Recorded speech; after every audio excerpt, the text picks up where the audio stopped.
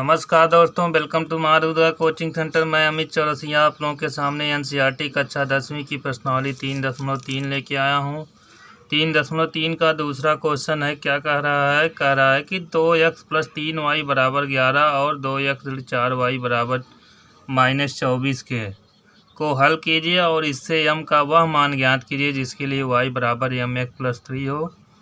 Question के कहने का तात्पर्य यह है कि क्वेश्चन यह कह रहा है कि जो हमारा दिया गया समीकरण है 2x + 3y = 11 और 2x - 4y = -24 को हल कीजिए।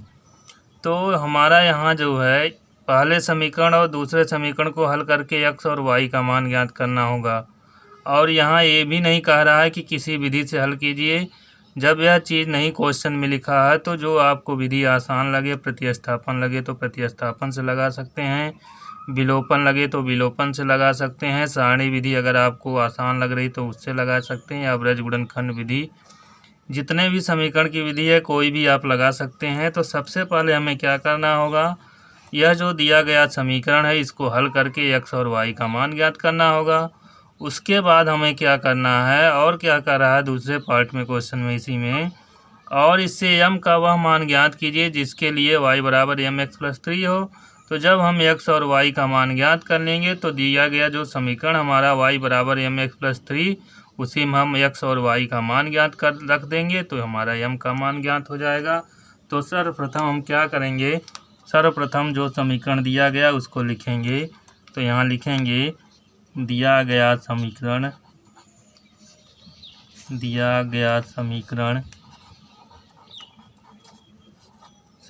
हमारा है 2x + 3y = 11 और दूसरा दिया गया है 2x - 4y = -24।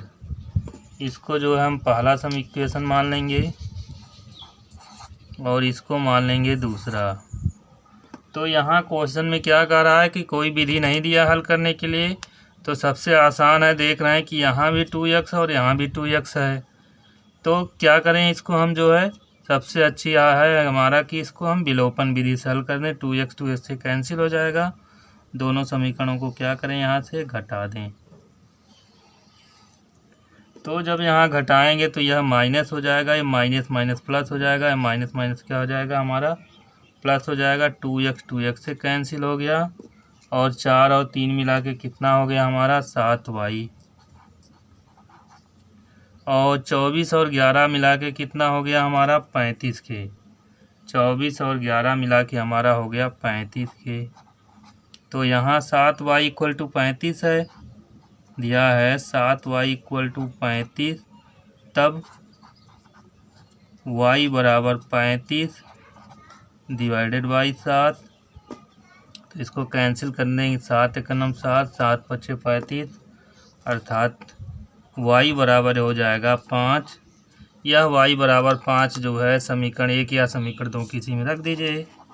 समीकरण 1 में रखने पर, चाहे 1 में रखिए चाहे 2 में रखिए, किसी में रख सकते हैं हम। तो यहाँ समीकरण 1 हमारा हो गया 2x + 3y = 11। तो हमारा मान यहाँ हो गया 2x + 3 × 5 = 11। तो यह हो गया हमारा 2x + 15 = 11, या इसको हम लिख सकते हैं, या 2x = 11 - 15 अर्थात 2x = हो जाएगा यहाँ हमारा 11 में से 15 गया तो यहाँ मिल गया हमारा जो है -4। तो यह हो जाएगा x = -4 / 2।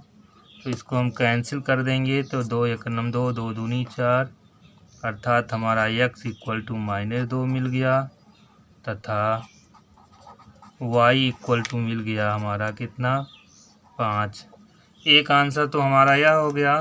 लेकिन अगला यह कह रहा है कि m का वह मान ज्ञात कीजिए जिसके लिए दिया जो y = mx + 3 हो। तो दिया गया जो समीकरण है हमारा x और y का यहीं पे मान रख दिया जाएगा, m का मान हमें प्राप्त हो जाएगा। तो हमारा जो है x इक्वल टू x बराबर हमारा -2 आया और y बराबर 5 आया। तो हमारा एक और आंसर पूछ रहा है। तो क्या हमारा दिया गया समीकरण जो है अगला है, दिया गया समीकरण y बराबर हमारा है y इक्वल टू है हमारा mx प्लस 3 में x बराबर -2 तथा y बराबर 5 रखने पर। तो यहाँ जो है तो y का मान 5 हो गया, m इंटू -2 हो गया प्लस 3 हो गया। तो 5 -3 संख्या को एक तरफ कर लेंगे, -2m या हो जाएगा 2, 5 में से 3 गया 2, -2m या m equal to -2 divided by 2 cancel हो गया। तो यहाँ मिल गया हमें या m इक्वल टू -1। तो हमारा जो है m का मान यह ज्ञात हो गया और क्या ज्ञात हुआ, तथा x बराबर -2 और y बराबर 5, यही हमारे मिल गए आंसर। तो क्या कह रहा था क्वेश्चन में यह कह रहा था कि कोई दो समीकरण दिए गए हैं, उनको हमें हल कीजिए। और हल करने के बाद तीसरा समीकरण में कह रहा था कि यम का वह मान, यम दे दिया था कोई जो है एक चर, और तो यम का वह मान ज्ञात कीजिए जिसके लिए समीकरण y बराबर mx प्लस 3 हो। तो हमने जो है दोनों समीकरणों को हल कर लिया। किसी भी विधि से, यहाँ विधि लिखा नहीं है, अगर लिखा है तो हम उस विधि से हल करते हैं, अगर नहीं लिखा है तो जो हमें आसान लगती है उस विधि से हल कर लेते हैं। तो हमने x और y का मान ज्ञात किया। x का मान मिला हमें -2 और y का मान मिला 5। वही मान जो है हमारा जो अगला समीकरण y बराबर mx प्लस 3 दिया था, ठीक है। तो x बराबर -2 तथा y बराबर 5 रखने पर हमें m का मान -1 मिला। x और y का मान हमने ज्ञात ही किया था, x बराबर -2, यही हमारा हो गया आंसर। क्वेश्चन नंबर 3 कह रहा है कि निम्नलिखित समस्याओं में रैखिक समीकरण युग्म बनाइए और उनके हल प्रतिस्थापन विधि द्वारा ज्ञात कीजिए। तो यहाँ कुछ समस्याएं दी गई हैं, तो जो हमें समीकरण बनाना है उससे कोई रैखिक समीकरण युग्म बनाना है। युग्म का मतलब दो समीकरण बनाने हैं, और उससे जो है जो हम चर मानेंगे x y z जो भी मानेंगे उसका मान हमें प्रतिस्थापन भी, मतलब जो समीकरण हमें प्राप्त होगा उसको हमें यहाँ जो है प्रतिस्थापन विधि से ही हल करना है। क्यों? क्योंकि यहाँ दिया है, किसी और विधि से नहीं ज्ञात करना है। तो तीसरे का पहला पार्ट क्या है, कह रहा है कि दो संख्याओं का अंतर 26 है। अंतर का मतलब होता है घटाना, और एक संख्या दूसरे संख्या की 3 गुनी है। दो संख्याओं का जो अंतर 26 है। दूसरी शर्त क्या कह रही, एक संख्या दूसरे संख्या की 3 गुनी है, उन्हें ज्ञात कीजिए। तो सबसे पहले हम क्या मान लेंगे कि कह रहा दो संख्याओं का अंतर, कोई संख्या मान लिया जाए, कोई दो अक्षर मान लिया जाए। तो माना दो संख्याएं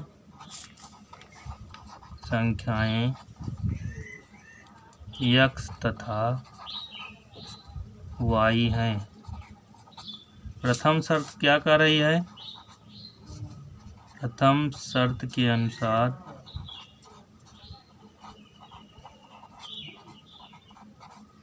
क्या कह रहा है कि दोनों का अंतर अर्थात घटाना x minus Y equal to 26 हो गया। इसको हमने मान लिया समीकरण नंबर 1। द्वितीय शर्त में क्या कह रहा है कि उसमें से जो एक संख्या, जो हमारी पहली संख्या दूसरे संख्या से क्या है, 3 गुनी है। तो द्वितीय शर्त हमारी क्या हो गई, द्वितीय शर्त के अनुसार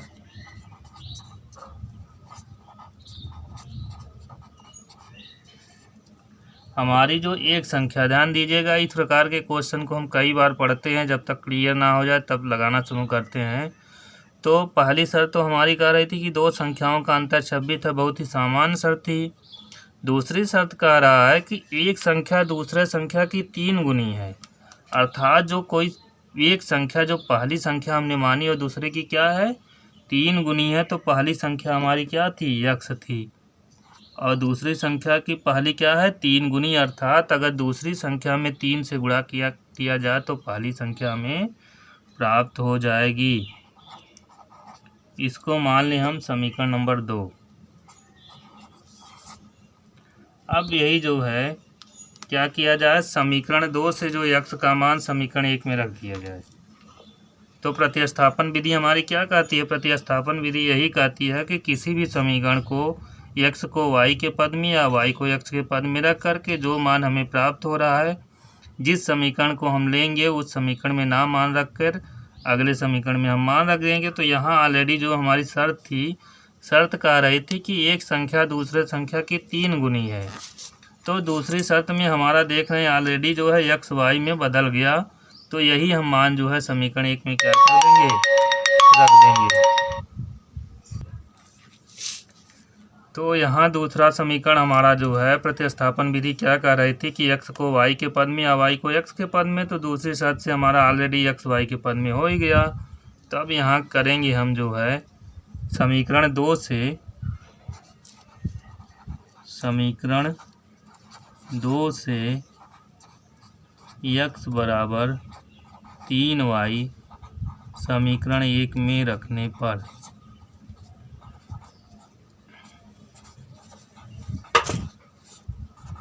समीकरण 1 में रखने पर तो समीकरण 1 हमारा क्या कर रहा है, समीकरण 1 हमारा x minus Y equal to 26।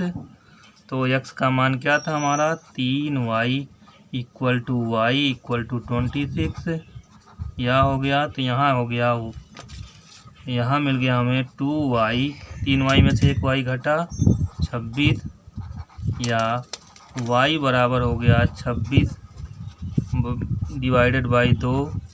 तो y का मान हमें मिल गया 2 1 2, 2 13 हमें 26। तो यहाँ हमें मिल गया या y बराबर 13।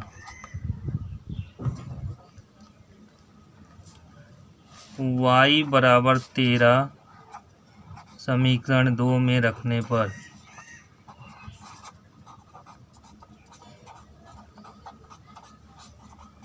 समीकरण 2 क्या है हमारा, x इक्वल टू 3y। तो x बराबर हो गया हमारा 3 गुणे 13। तो x बराबर 13 तिया 39। तो क्या हमें आंसर मिल गया। तो संख्याएं क्या हो गई, x और y माना गया था, अतः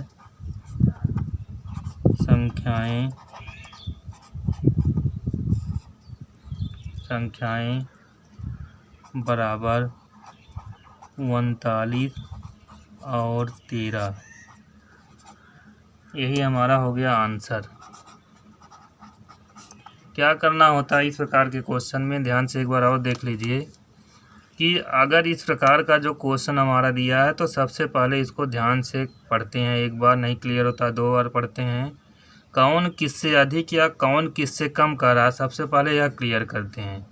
अगर वही हमारा क्लियर हो गया तो कौन किससे कम या अधिक कर रहा है, तो सबसे पहले हम क्या करेंगे, उसी को मान लेंगे जिससे अधिक या कम या 4 गुना या 5 गुना या 6 गुना कह रहा है, उसी को हम मान लेंगे। उसके बाद जो है हम कोई भी चर मान लेंगे, x y z जो भी मान लेंगे, उसके हिसाब से हम कंडीशन को लगाएंगे।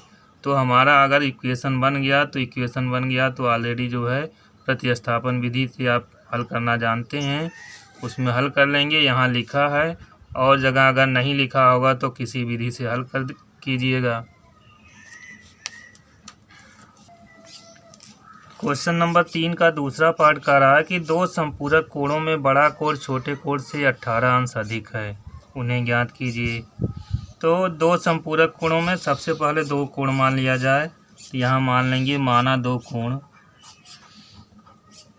माना 2 कोण x तथा y हैं।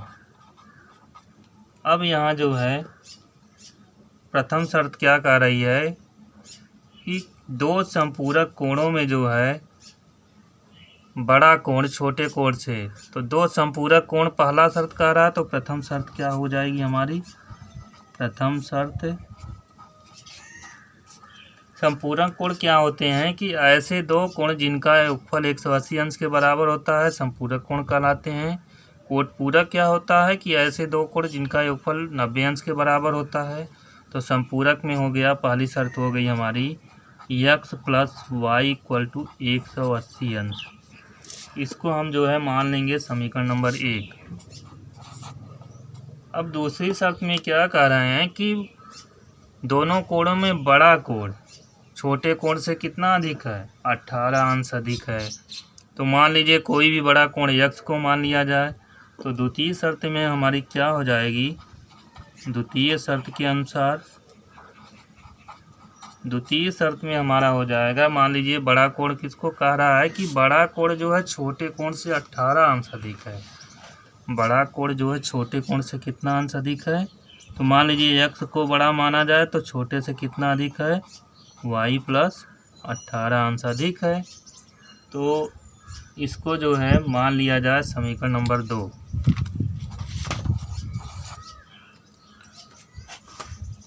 तो यहाँ कह रहा है, देख लीजिए एक बार और, कह रहा है कि दो संपूरक कोणों में बड़ा कोण छोटे कोण से 18 अंश अधिक है, उन्हें ज्ञात कीजिए। तो माना दो कोण हो गए हमारे x तथा y। तो पहली शर्त के अनुसार अगर देखें तो संपूरक कोण वह कोण होता है जिन दो कोणों का योगफल 180 अंश के बराबर होता है। तो x plus Y equal to 180 अंश हो गया। लेकिन दूसरी कंडीशन में क्या कह रहे हैं कि बड़ा कोण छोटे कोण से 18 अंश अधिक है। जो हमारा बड़ा कोण है वह छोटे कोण से कितना अंश अधिक है, 18 अंश अधिक है, उन्हें ज्ञात कीजिए। तो द्वितीय शर्त में हमने मान लीजिए अब बड़ा कोण x है तो छोटे कोण से कितना अधिक है, 18 अंश अधिक है। तो इन दोनों समीकरणों को किस विधि से हल करना था हमें, प्रतिस्थापन विधि से। प्रतिस्थापन विधि से हल करने के लिए क्या बताया गया था कि x को y के पद में या y को x के पद में लिखिए।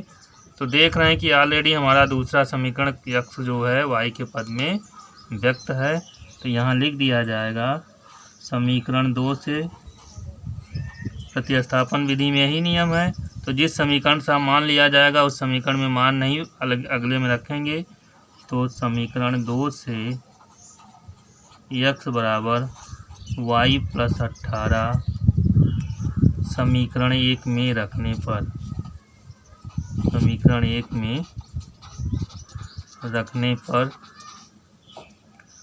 तो यहाँ हो जाएगा हमारा x plus Y equal to 180 अंश। तो x का मान है हमारा y plus 18 plus Y equal to 180 अंश। तो यहाँ हो जाएगा y और y मिलके 2y प्लस 18 अंश इक्वल टू 180 अंश। अब क्या करेंगे, यहाँ 2y पक्षांतर कर लेंगे, 180 अंश माइनस 18 अंश, या 2y इक्वल टू हो जाएगा 10 में से 8 गया 2, और यहाँ मिल गया हमारा 62 अर्थात 162 अंश, या y बराबर 162 डिवाइडेड बाई 2। तो यहाँ मिल गया हमारा 2 एकनम 2, 2 अट्ठे 16, 2 एकनम 2, y बराबर मिल गया हमारा 81 अंश। कितना मिल गया, y बराबर 81 अंश। अब यही y का मान जो है समीकरण 1 में हम रख दें। तो y बराबर 81 अंश समीकरण 1 या समीकरण 2 किसी में रख दीजिए। तो समीकरण 2 में रखने पर तो यहाँ हो जाएगा हमारा समीकरण 2 हो गया हमारा x बराबर y प्लस 18